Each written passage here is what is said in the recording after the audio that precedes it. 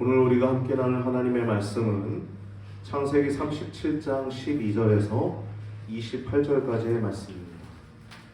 37장 12절에서 28절까지의 말씀을 우리 함께 합독합니다. 조금 긴 것 같지만 그래도 같이 읽습니다. 12절에서 28절까지입니다. 시작. 그 형들이 세겜에 가서 아비의 양떼를 칠 때 이스라엘이 요셉에게 이르되 내 형들이 세겜에서 양을 치지 아니하느냐 너를 그들에게로 보내리라. 요셉이 아비에게 대답하되 내가 그리하겠나이다. 이스라엘이 그에게 이르되 가서 내 형들과 양떼가 다 잘 있는지 여부를 보고 돌아와 내게 구하라 하고 그를 헤브론 골짜기에서 보내매 이에 세겜으로 가니라. 어떤 사람이 그를 만난즉 그가 들에서 방황하는지라. 그 사람이 그에게 물어가로되 내가 무엇을 찾느냐. 그가 가로되 내가 나의 형들을 찾아오니 청컨대 그들이 양치는 곳을 내게 가르치소서. 그 사람이 가로되 그들이 여기서 떠났느니라. 내가 그들의 말을 들으니 도단으로 가자 하더라. 요셉이 그 형들의 뒤를 따라 가서 도단에서 그들을 만나니라. 요셉이 그들에게 가까이 오기 전에 그들이 요셉을 멀리서 보고 죽이기를 꾀하여 서로 이르되 꿈꾸는 자가 오는도다. 자 그를 죽여 한 구덩이에 던지고 우리가 말하기를 악한 짐승이 그를 잡아먹었다 하자. 그 꿈이 어떻게 되는 것을 우리가 볼 것이니라 하는지라. 르우벤이 듣고 요셉을 그들의 손에서 구원하려 하여 가로되 우리가 그 생명을 상하지 말자. 르우벤이 또 그들에게 이르되 피를 흘리지 말라.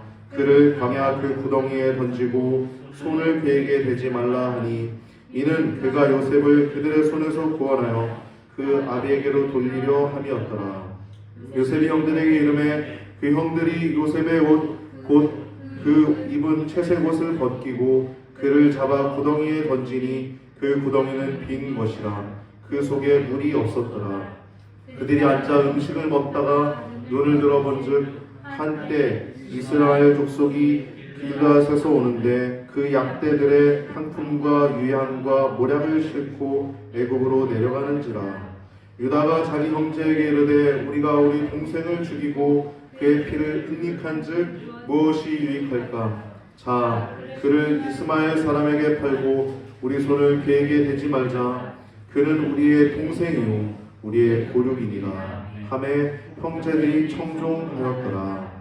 때 미디안 사람 상고들이 지나가는지라. 그들이 요셉을 구덩이에서 끌어올리고 은 20개의 그를 이스마엘 사람들에게 팔매 그 상고들이 요셉을 데리고 애굽으로 갔더라. 아멘. 오늘 본문을 통해서 나눌 제목은 여호와의 구속사, 애굽으로 팔려가는 꿈의 사람 요셉이라고 하는 제목을 가지고 말씀을 할 때 여러분 큰 은혜가 있기를 바랍니다.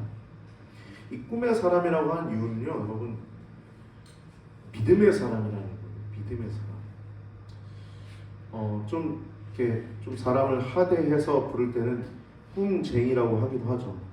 요셉의 형들의 입장에서는 아직 꿈쟁이야, 꿈쟁이 그렇게 얘기할 수도 있는데 성경이 얘기하는 것은 그런 어떤 요셉의 어떤 하찮게 하대하는 모습이 아니라 요셉의 꿈, 그 꿈은 믿음을 뜻합니다. 믿음. 오늘날도 꿈을 통해서도 하나님 말씀하시죠. 어떤 사람들은 계시가 사라졌다 그런 사람들이 있는데 하나님은 우리에게 똑똑히 말씀하십니다. 성경을 통해서도 말씀하시지만 여러분 하나님은요 믿음의 사람들, 목사님이나 우리 권사님, 집사님, 장로님들, 우리 믿음의 성도들을 통해서도 그 하나님의 음성을 우리가 들어요. 내가 들은 내 영이 압니다. 여러분들이 알아요. 그리고 그뿐만이 아니라 이 상황들 통해서 여러분 어떤 상황들이 벌어질 때, 큰 상황들이 벌어질 때 하나님의 어떤 뜻이 있습니다. 광주에서도 이번에 아파트가 큰 붕괴 사건이 있었지 않습니까?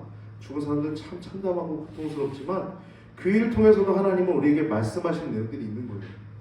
상황들을 통해서 그 어떤 국가적인 내용도 있지만 우리들 개개인에게도 어떤 상황들을 통해서도 똑똑히 우리에게 말씀하시는 그 음성을 우리가 들어야 될 줄 믿습니다.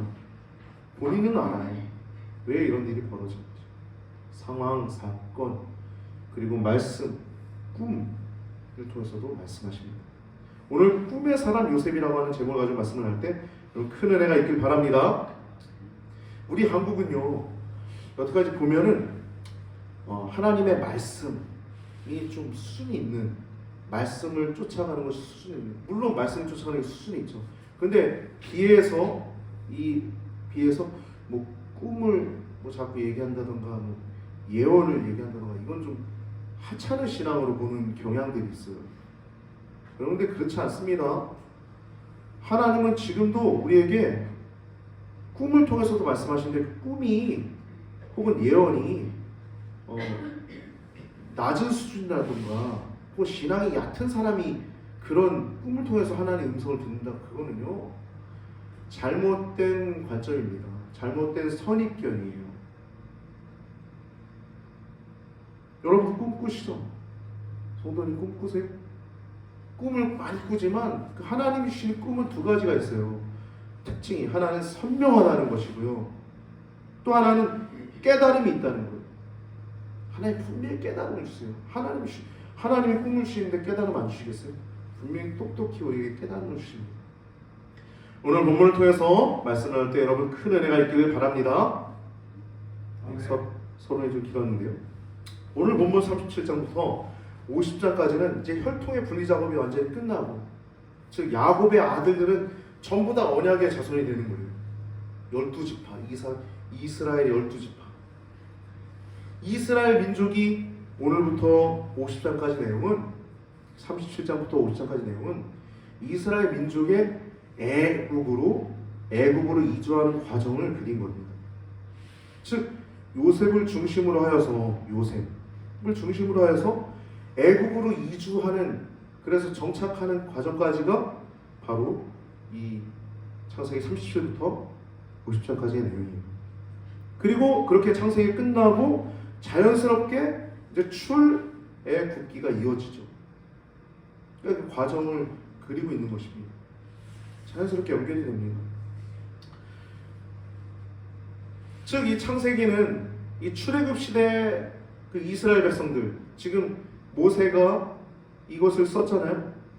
이 창세기는 이 이스라엘 백성들의 뿌리, 기원을 알려주는 거예요. 그뿐만 아니라 모든 사람들, 인류의 뿌리를 알려주고 있죠. 창조를 다루고 있으니까. 지난주 얘기 나눴던 것처럼 어떻게 해서 애굽에 이 이스라엘 백성들이 오게 됐는지, 그리고 왜 가나안 땅에 들어가야 되는지의 내용이 이 창세기에 전반적으로 말씀이 나오고 있는 겁니다. 그리고 오늘 본문의 사건은 이제 요셉의 꿈 이야기가 나오고 그 형들에 의해서 애굽에 팔려가는 이 사건이 등장하죠. 여호와 하나님, 언약을 세우시고 언약을 이루어 가시는 그 하나님의 그 구속사, 그 구원의 역사가 이 인간적으로 죽이려고 했고 또 죽이진 않았지만 인신매매라고 하는 사람을 파는 친동생을, 그러한 인간적인 어떤 엄청난 고통스러운 그런 사건 속에도 하나님의 오묘한 섭리가 담겨 있다는 것을 우리가 알 수 있습니다. 여러분, 이것은 이미 아브라함에게 여호와 하나님께서 주신 하나님의 말씀입니다. 창세기 15장 13절에서 14절 말씀 보면 순서지에 적어놨습니다. 두 번째, 여호와께서 아브라함에게 이르시되 너는 반드시 알라, 반드시 알래요. 내 자손이 이방에서 객이 되어 그들을 섬기겠고 그들은 400년 동안 내 자손을 괴롭히리니 그들이 섬기는 나라를 내가 징벌한 후에 그 후에 내 자손이 큰 재물을 이끌고 나오리라. 이 말씀이 그대로 실현되지 않습니까? 심지어 나중에 나올 때 애굽 사람들이 그 이스라엘 백성들에게 귀한 것들을 주잖아요. 그래서 큰 보화를 가지고 나오잖아요. 말씀 그대로 성취가 되죠.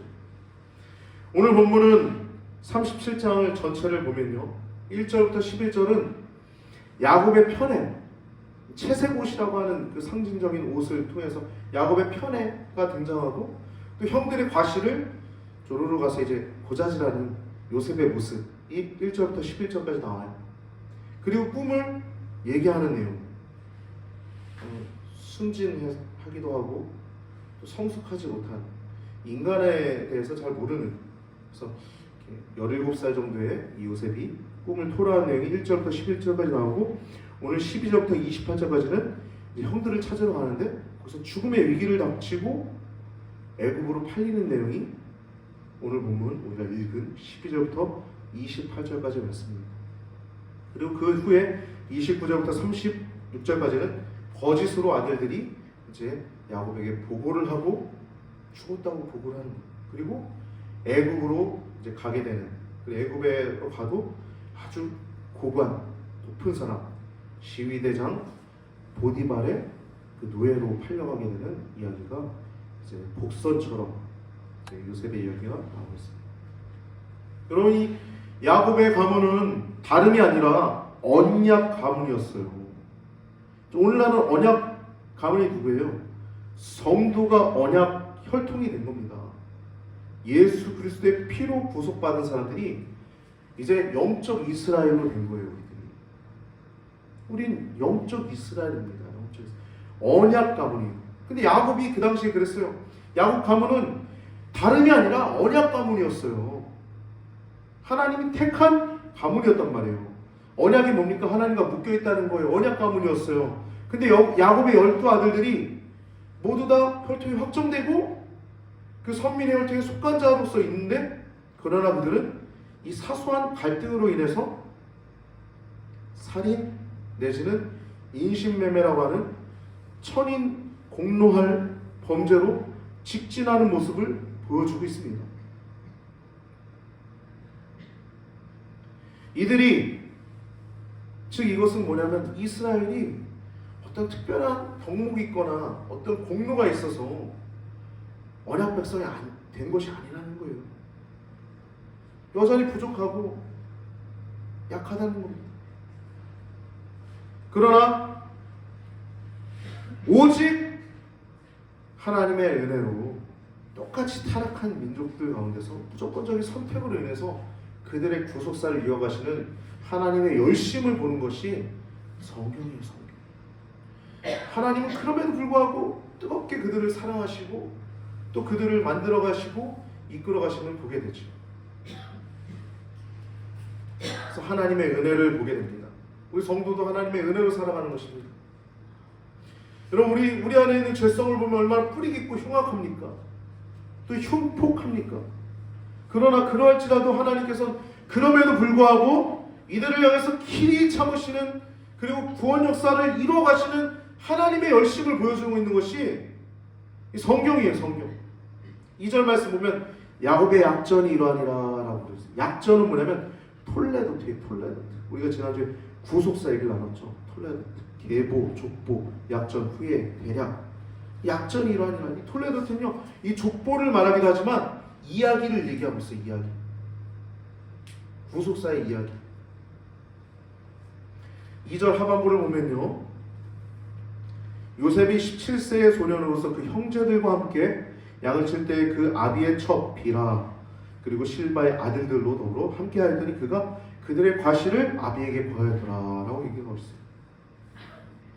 요셉이 17세의 소년으로 그 양들을 치는데 그 아버지, 그러니까 빌하와 실바, 여종들의 아들들이죠.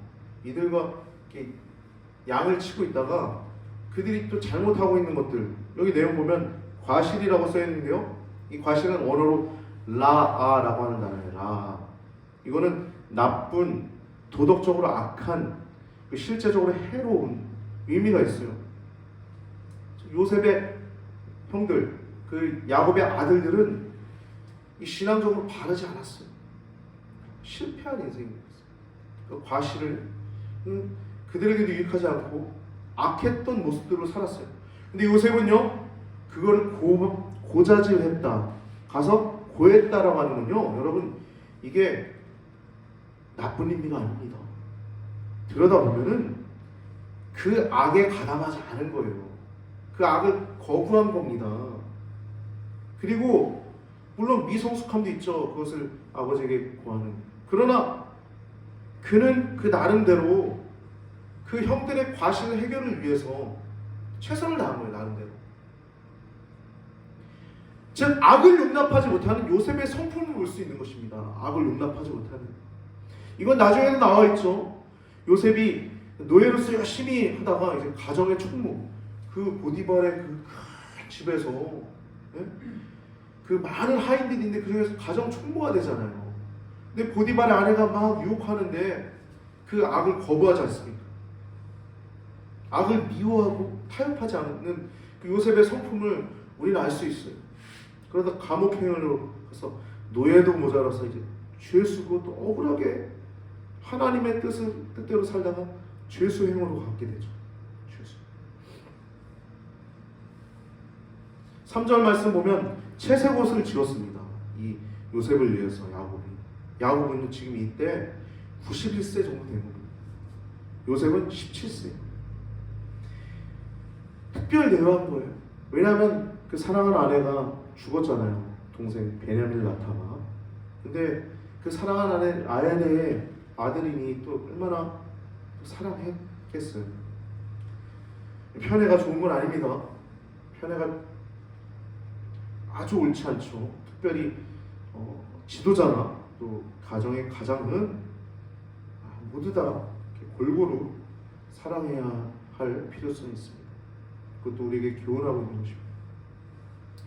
4절 말씀 보면 그 형들이 아비가 그 형제들보다 그를 사랑함을 보고 형제들보다 그를 더 사랑함을 보고 그를 미워하여 그에게 언사가 불평하였더라라고 얘기하고 있어요.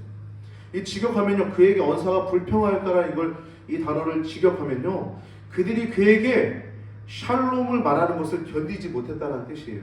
즉 일상적인 인사인 안녕이라고 하는 인사조차도 못하는 관계가 될 정도로 악화됐다는 것입니다. 이렇게 감정이 좋지 않은 상태의 형제들과 요셉의 상태가, 근데 거기다가 그 이후에 보면 꿈을 꾸죠. 요셉이 또 그 기름 부은 것인데 거기다 또 꿈을 얘기를 합니다. 첫 번째 꿈은 단들이 절을 합니다. 8절 말씀 보면 그 단들이 네 곡식이 있고 형들의 곡식들이 있는데 내 단은 꼿꼿이 서 있고 형의 단들은 구부렸다라는 말씀이 나오죠. 그래서 이것을 보고선 이 얘기를 듣고선 8절 말씀 보면 형들이 더욱 미워하더니라고 얘기하고 있어요. 8절 말씀입니다. 형들이 그에게 이르되 내가 참으로 우리의 왕이 되겠느냐, 참으로 우리 다스리게 되겠느냐 하고 그 꿈과 그 말로 인해서 그를 더욱 미워하였다라고 얘기하고 있습니다. 그리고 그 이후에 또 꿈을 꾸고 얘기를 해요. 11개의 별, 형들을 의미하는 거죠. 그리고 해와 달, 부모님을 얘기를 하는 거예요. 상징하는. 근데 그때는 그 말을 듣고 그 형들이 시기했다라고 말하고 있어요. 여러분, 시기는요, 무서운 아주 작은 여러분 안에 있는 시기 어떤 것에 대해서 시기의 마음이 들면 즉각적으로 판단할 수 있어요. 그 감정을 다루지 못하면 이렇게 무서운 결과를 벌어지게 돼요. 동생을 죽이고자. 물론 1차의 원인 제공은 아버지가 요셉을 편애한 것도 있었지만 더 큰 원인은 그 요셉의 형들 안에 있는 그 시기하는 그 죄악된 마음으로 인해서 요셉을 죽이고자 하는 것입니다. 19절 20절 말씀 보면 자 꿈꾸는 자가 오는도다. 그를 죽여 한 구덩이에 던지고 우리가 말하기를 악한 짐승이 그를 잡아먹었다 하자라고 얘기하고 있어요. 이 꿈의 내용을 보면 7절에 꼿꼿이 서고 8절에 그 꿈과 말을 인해서 미워했다라고 얘기하는데 그 꿈과 그 말은 똑같은 말이에요. 그 꿈, 그 말. 근데 이것을 이렇게 굳이 이렇게 따로 표현하는 것은 이것을 자랑 삼아 전한 요셉의 말이 형들에게는 비가 거슬렸다는 것을 의미하는 것입니다. 9절에 해와 달 이렇게 얘기하고 있고 이번에는 부모니까지 이렇게 얘기가 하고 있습니다. 그러면서 이제 10절부터 11절 말씀 보면 이제 야곱이 요셉을 책망합니다. 아비가 그를 꾸짖고 그에게 이르되 너의 꿈이 무엇이냐? 나와 내 모와 내 형제들이 참으로 가서 땅에 엎드려 네게 절하겠느냐? 이 꿈에 대해서 즉각적인 깨달음이 있을 수 있죠. 꿈을 이렇게 즉각적으로 들었을 때 알 수 있어요. 우리 믿는 사람들이 어떤 꿈을 꿨을 때 다른 믿는 성도들과 대화해보면 그게 하나님으로부터 온 꿈은 분명하게 다른 사람 이해가 됩니다. 그리고 꿈 꿨을 때는요, 물어보세요. 하나님, 이 꿈이 무엇이죠? 그러면 즉각적으로 깨닫게 하시는 것도 있지만 그날 가운데 깨닫게 하시기도 하고, 어떤 꿈은 또 일주일, 한 달 지나서도 나중에 깨닫게 되는 경우도 있습니다.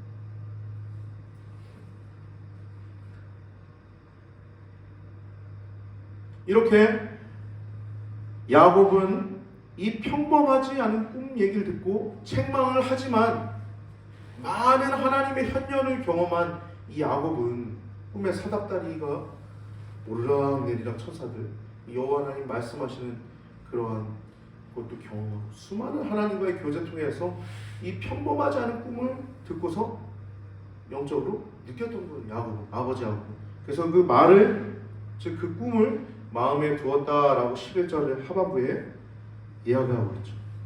그 12절부터 17절은 야곱의 아버지 야곱이 그 요셉에게 심부름을 하나 시켜요.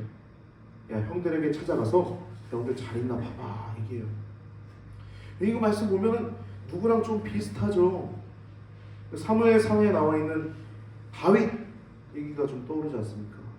그 전쟁에 나가 있는 엄청 무서운 거인 골리앗과 블레셋 군대가 이스라엘 대치 상황 가운데서 형들은 나이가 있으니까 다 전쟁에 참여한 상황이에요. 이제 가서 도시락 좀 배달하고 형들 잘 있나 좀 봐봐 아버지 이새가 얘기하잖아요. 우리 이러한 모습들을 보면서 성실함을 볼 수 있어요. 더 살펴봅시다. 14절 말씀 보니 내 형들과 내 양떼가 다 잘 있는가 여부를 보고 돌아와서 내게 구하라 라고 얘기해요. 야곱이. 그래서 이 요셉이 이 헤브론에서 세겜까지 갑니다.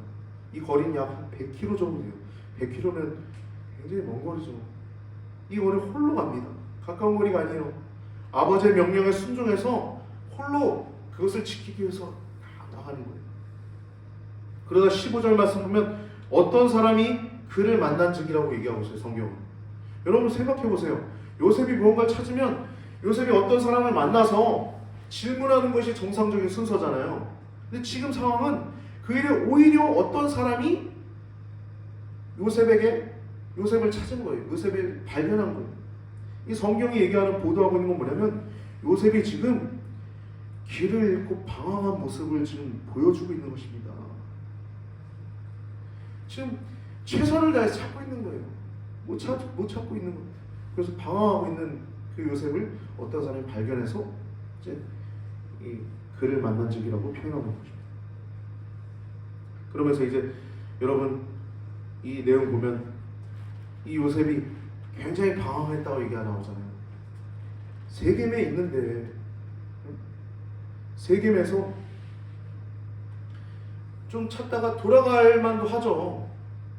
그래도 큰 질책은 받지 않았을 거예요. 왜냐하면 그 낯선 땅에 가서 혼자, 그것도 형들은 같이 있지만 자기 혼자 찾다가 어떤 일을 당할 수도 있잖아요. 찾다가 어느 정도 적당히 찾다가 없으면 그냥 돌아와도 됐어요. 요셉은 끝까지 찾는 거예요. 자신의 임무를 형들을 찾기 위해서 잘 있는가 아버지의 그 말을 임무를 충실하게 실행하기 위해서 열심히 찾는 최선을 다하는 책임감 있는 모습을 지금 성경은 보도하고 있는 것입니다. 여러분 축복은요 성품과도 기질이 있어요. 관련이 있어요. 이렇게 어떤 임무를 열심히 최선을 다하는 사람들이 이렇게 하나님이 기뻐하십니다. 믿음이라고 하는 단어는 충성, 진실 이런 의미가 담겨 있어요. 요셉은 믿음 있는 사람이었어요. 야곱의 명령을 수행하기 위해서 성실하게 수행하고 있는 이 집념을 가진 이 사람이 요셉이었습니다. 이런 성실함으로 인해서 나중에 요셉이 애굽으로 가서도 보디발의 집에서도 성실하게 일하다가 가정 총무가 되고, 감옥에서도 성실하게 일해서 감옥의 전반 사무를 다 요셉에게 맡기는 모습이 등장하지 않습니까? 요셉의 성실성, 변함없이 드러나는 요셉의 귀한 성품이 성경 곳곳에 얘기하고 있어요. 그러면서 청컨대 내게 가르치소서 16절에 나와 있죠. 가르쳐달라는 거예요. 형들이 어디 가는지. 이 야곱은 큰 그 가나안 땅에 있지만 유명한 자였어요. 그러니까 사람들이 알죠. 우리 형들이 어디 가는지 물어보는 겁니다. 그러니까 이 사람이 대답해요. 여기 도단으로 갔다. 그러니까 이제 도단으로 갑니다, 요셉이. 근데 도단으로 가는 이제 가까이 오는 모습을 이제 형들이 보고서는, 멀리서 보고는 죽이기를 꾀합니다. 여러분, 고향 땅에서 그것도 100km보다 훨씬 넘는 세겜에서 또 도단까지 찾아온 동생을 보면 내 동생 아무리 그래도 사랑스럽고 그러지 않겠어요? 혼자 그것도? 근데 죽이기를 꾀하는 거예요. 지금 그 동생을 보았음에도 불구하고 미움이 크게 가라 했음을 알 수 있죠. 미움. 19절 20절 말씀 보면 서로 이르되 꿈꾸는 자가 오는도다. 자, 그를 죽여 한 구덩이에 던지고 우리가 말하기를 악한 짐승이 그를 잡아먹었다 하자. 그 꿈이 어떻게 되는 것을 우리가 볼 것이니라. 무섭죠. 가인이 동생 아벨을 쳐 죽이지 않습니까? 친동생. 지금 동생을 죽이려고 하는 거예요. 가인처럼 동생을 미워하다가 이제 죽여버리고 이제 그 죄의 종이 되고자 하는 그 가인의 악이 다시 재현되고 있는 것입니다. 하나님은 그의 마음을 보시고 가인에게 말씀하셨죠. 죄의 소원은 내게 있으나 너는 그 죄를 다스릴지니라 라고 말씀하셨어요. 여러분, 우리는요, 어떠한 상황 가운데 벌어졌을 때 우리의 심성의 어떤 흐름을 빨리 캐치할 수 있어야 됩니다. 큰 일이 벌어지는 거예요. 그래서 실제로 이 형들이 죽이려고 하는 거예요. 심지어 이 살인 후에 알리바이까지 계획하는 거예요. 악한 짐승이 그를 죽였다. 여러분, 헤브론에서 세겜까지 100km니까 또 드단까지 여기서 악한 짐승에 의해서 찢겨 죽는 경우들이 있었던 것입니다. 흔하게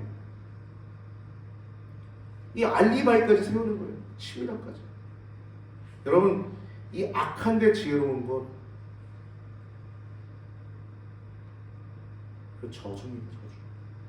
똑똑하다고 좋은 거 아니에요. 선한 데는 지혜롭고 악한 데 미련하라. 뭐 로마서에 나오지 않습니까? 악한 데 미련해야 돼요. 악한 데 미련해야 돼요. 저주예요, 저주. 악한 데 지혜롭고.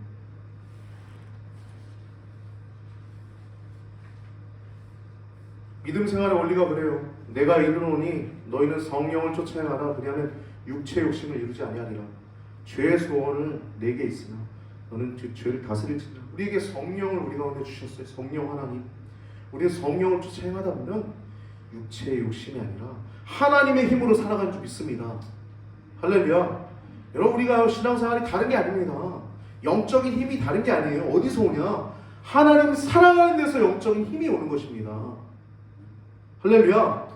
너는 마음을 다하고 뜻을 다하고 힘을 다하여 하나님을 사랑하라 하시는지라. 여호와를 기뻐하는 것이 너희의 힘이라. 성경 여러 군데서 나옵니다. 하나님을 사랑하는 게 우리에게 힘이에요. 그런데 이 상황 가운데 다행히도 이 르벤이라고 하는 큰형이 이제 요셉을 살리고 삽니다. 21절부터 보면 르벤이 요셉을 그들의 손에서 구원하려 하여 가는데 우리가 그 생명은 상하지 말자. 첫 번째, 생명은 상하지 말자. 청유하는 거, 요청하는 거. 그러면서 이제 또 그들에게 이르되 피를 흘리지 말라. 이건 명령형입니다. 피를 흘리지 말라. 그를 광야 그 구덩이에 던지고 손을 그에게 대지 말라. 죽이지 말라는 거예요. 그냥 구덩이에 던지고 그냥 내버려둬라. 이는 하면 그 이유를 얘기하는 거니까 잘 봐야죠. 그가 요셉을 그들의 손에서 구원하여 그 아비에게로 돌리려 함이니라. 구원해서 아버지에게 돌리려고 했던 거예요. 이 르우벤의 그 아버지 같은 마음을 알 수 있죠. 실제 나이 차이도 그만큼 났고요.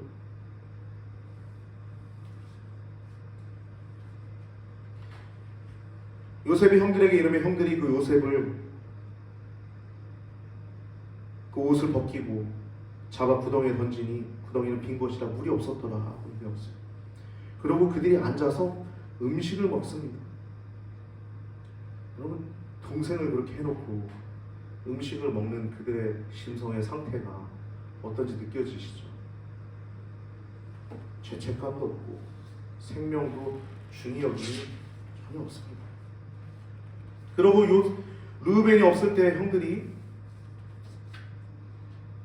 르우벤이 좀 없었던 것 같아요. 나중에 뭐 르우벤이 돌아와서 그 없는 것을 보고 어찌할꼬 그러잖아요. 르우벤이 없을 때에는 이제 유다가 이제 그 리더십을 발휘해요. 그러니까 다 죽이려고 했던 게 아니에요. 하나님의 섭리였죠. 유다가 넷째 아들인데 이 분위기를 완화하고 26절, 27절 말씀 보면 분위기를 완화시키고 현실적인 대안을 하는 모습들이 나타납니다. 우리가 우리 동생 죽여서 그의 피를 은닉한들 무엇이 유익할까? 그러면서 이제 현실적인 대안을 그를 이스마엘 사람에게 팔고 우리 손을 그에게 손을 대지 말자. 그는 우리 동생이요 우리의 고륙이니라 라고 얘기를 하니까 그 말을 듣고 형제들이 청종하니라. 우리가 미워하고 시기하고 정말 죽여버리고 싶은 마음이 들지만 우리 형제인데 그러지 말자. 그냥 팔자. 적당하게 이제 형제들이 알아들을 수 있게끔 설득을 시킵니다. 그리고 28절 말씀 보면 때 여러분 세상에 우연은 하나도 없어요. 우연 같지만 필연입니다. 때에 미디안 사람들의 상고들이 지나가는지라. 이스마엘 족속이죠. 세 가지를 표현하고 있는데 똑같은 겁니다. 상고들이 지나가는지라. 그들이 요셉을 올리고 끌어올리고 그들에게 은이식게 팔매 그들이 요셉을 애굽으로 데리고 가더라. 우연의 일치 같지만 그 애굽으로 가는 그 상인들 그 배후엔 하나님의 섭리와 계획이 준비되어 있습니다. 마치 아까 얘기 나왔던 것처럼 하나님께서 아브라함 자손에게 말씀하신 내 자손이 이방에서 객이 되어 그들을 섬기겠고 라고 하는 말씀이 이제 말씀을 이루어 가시는 내용들이 이제 아주 정확하게 하나님의 타이밍에 나타나고 있죠. 그리고 이제 29절부터 36절까지는 이 거짓말로 아버지에게 죽었다라고 얘기하면서 이 옷 좀 보소서라 이 야곱에게 죽었다고 속이는 내용이 나오죠. 그리고 야곱은 큰 슬픔에 젖은 모습이 이제 오늘 본문 이후에 29절부터 36절까지 말씀이 나오고 있습니다. 그런 후에 그렇게 한 후에 야곱의 형제들은 어땠을까요? 아버지에게 죽였다고 얘기했는데 그 누구도 팩트를 얘기할 수 없는 거예요. 무슨 말입니까? 다 공범이 된 거예요. 공범. 여러분 세상의 빛과 소금은요 다른 게 아닙니다. 여러분 있는 자리에서 다 이렇게 얘기할지라도 아니오라고 할 수 있어야 돼요. 아닌 것에 대해서. 그게 빛이고 소금이에요. 요즘도 그렇지 않습니까? 아니오라고 할 수 있을 때 아니오라고 해요. 그게 성도고 강한 용사고 성령님이 함께 하시고 십자가도 넉넉히 질 수 있는 우리 성도들인 줄 믿습니다. 우리를 통해서 하나님은 놀라운 일들을 이어가실 거예요. 요셉을 통해서 이렇게 이어가는 내용들을 보게 되죠. 그 36절 말씀 보면 마지막 절, 미디안 사람이 애굽에서 바로의 신하 시위대장 보디발에게 요셉을 팔았더라 라고 얘기하고 있어요. 인간의 계획과는 다르게 이제 팔면 끝날 줄 알았는데, 여호와 하나님의 구원은 우리 다 알고 있죠. 요셉이 애굽으로 가서 어떤 과정을 겪게 되는지 다 알고 있죠. 자신의 여호와 하나님의 그 구속사를 이어가는 것을 우리는 보게 됩니다. 이처럼 하나님의 오묘한 섭리는 우리 성도들을 통해서, 또한 믿지 않는 자를 통해서도 하나님의 오묘한 섭리가 이어간다는 것을 기억하시고, 지금 이제 대선을 앞두고 있는데 여러분 누가 되더라도 걱정하지 마십시오. 하나님의 섭리와 주권이 우리나라를 더욱더 민주화되게 하고 더 나아가 선진화되게 만드실 것입니다. 우리 지금 민주를 배우고 있는 것 같아요. 죄의 소원은 있으나 다스리라 라고 말씀하셨을 때 우리 빨리 다스릴 수 있어야 돼요. 그런데 우리 한 청년이 교회 오면서 매 주일 일주일마다 회개하러 가야 돼요. 그 얘기를 했는데 우리 안에는 죄가 계속 돋아납니다. 마치 길가의 풀들이, 잡초들이 무성히 자라나는 것처럼, 다듬지 않으면 마구마구 자라는 것처럼 우리는 하나님 앞에서 살아가지 않으면 계속적으로 우리 죄악된 모습 속에 구덩이에 늪에 빠져서 허우적거리게 될 것입니다. 그러나 우리가 여전히 천국 가는 그날까지 우리 죄인일 거예요. 왜냐? 우리 육체의 몸을 입고 있는 이상 안목의 정욕, 이생의 자랑, 이런 것들이 우리 안에 끊임없이 솟아오르기 때문에, 여러분, 죄의 소원은 우리에게 있으나 너는 그 죄를 다스릴지다, 이 말씀은 단순하게 어떤 한 사람에게 주시는 말씀이 아니라 늘 육신의 몸을 입고 있는 우리 모두에게 주시는 말씀임을 기억하고 성령을 쫓아 행하고 또 기도를 항상 힘쓰고 기도에 감사함으로 깨어있는 여러분과 제 삶이 되길, 저의 삶이 되길 축복합니다. 기도드리시겠습니다. 살아계신 아버지 하나님, 오늘 믿음의 사람, 꿈의 사람 요셉이 그의 성품을 우리가 바라보면서 여전히 미성숙했지만 어린 나이에 그러한 믿음의 고백들을 형들 앞에서 했을 때 조금 더 생각해봤으면 좋았을 걸, 이라는 생각도 들지만 그 모든 것들의 배후에는 하나님의 섭리와 주권과 또한 경륜이 있었음을 우리가 보게 되었습니다. 하나님, 우리들 하나하나도 한 명 한 명도 하나님께서 우리들을 사랑하심을 기억하게 하시고 이 믿음의 길을 걸어가는 동안 단 하나도 하나님의 우연이 없다는 것을 기억하게 하시고 과거를 생각하며 후회하는 것이 아니라 앞을 바라보고 우리를 향한 하나님의 계획과 놀라운 섭리를 기대하며 믿음의 길을 걸어가는 우리 귀한 성도님들 되도록 인도하여 주시옵소서. 내 시작은 미약하였으나 내 나중은 심히 창대하리라는 말씀처럼 하나님, 연약하지만 부족하지만 날마다 주의 성령을 쫓아 행할 때 우리의 심령이 더욱더 영적으로 강해지게 하시고 하나님 믿음을 쫓아 살아갈 때 능력으로 살아가는 귀한 성도들 되게 하여 주시옵소서. 드려진 예물을 기도합니다. 하나도 무용하지 않게 하시고 이름대로 잘 쓰여져서 아버지의 나라 뜻을 위해서 온전하게 헌신되고 쓰여지도록 인도하여 주옵소서. 헌금뿐만 아니라 성도님들의 삶을 축복합니다. 일어나고 눕고 나가고 들어오고 앉고 서고 무슨 일을 하든지 간에 무슨 말을 하든지 간에 주의 성령께서 사랑하는 성도님들의 입술과 걸음을 주장하시고 함께하여 주셔서 아버지 하나님의 축복이 넘쳐나는 귀한 성도님들 되도록 인도하여 주시옵소서.